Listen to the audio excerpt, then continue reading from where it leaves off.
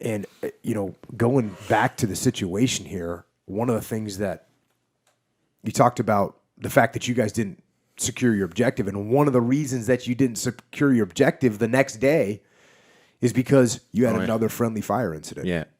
And this is awful. And the book that I wrote with Leif starts off with a friendly fire scenario happening.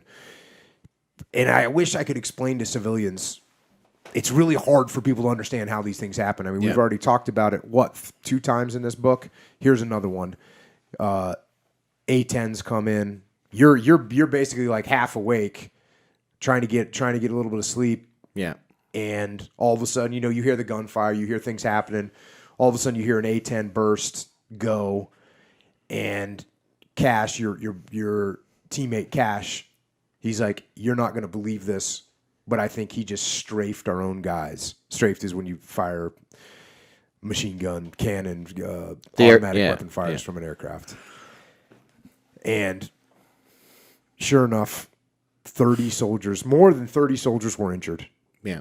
And one was killed. And by the way, the one that was killed was Private Mark Graham, who was a Olympic sprinter for Canada, 1992 in Barcelona. Yeah.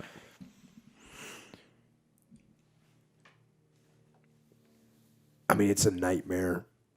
It was a nightmare. It was such a.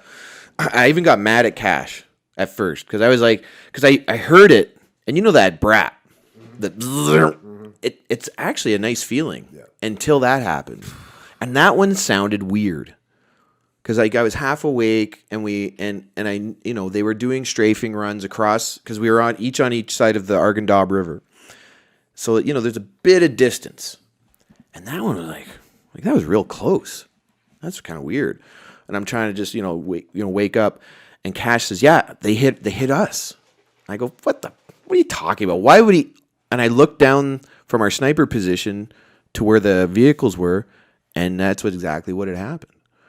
And on my mind, I know what an A-10 strike does. I'm like, oh my God, he killed all my friends.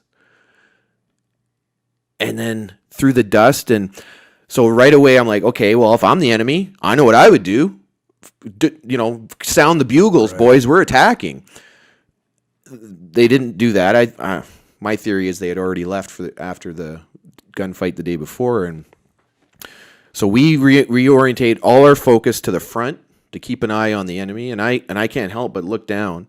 We had a JTF sniper team directly to our left. And they left their spotters in place, and the rest of them ran down with their medical kits. And when they were walking away, when eventually the team, 4 guys walk away with a body bag, and I'm like, oh, okay, that's it. And then the radio, then it's like, yeah, we're 10 wounded. Oh, okay, 12. Okay, 17. It's 21. And then I think we ended up at about 34, 35. Or so, and the entire leadership of the company's wiped out, with injury, and that's it. That company is now combat ineffective. Yeah, which is, you hear that in the modern day. You don't hear that very often. Combat ineffective, meaning that they can no longer perform their duties. Yeah. You just don't hear that. They just didn't have enough bodies left. Like they just didn't have enough soldiers that were still functioning.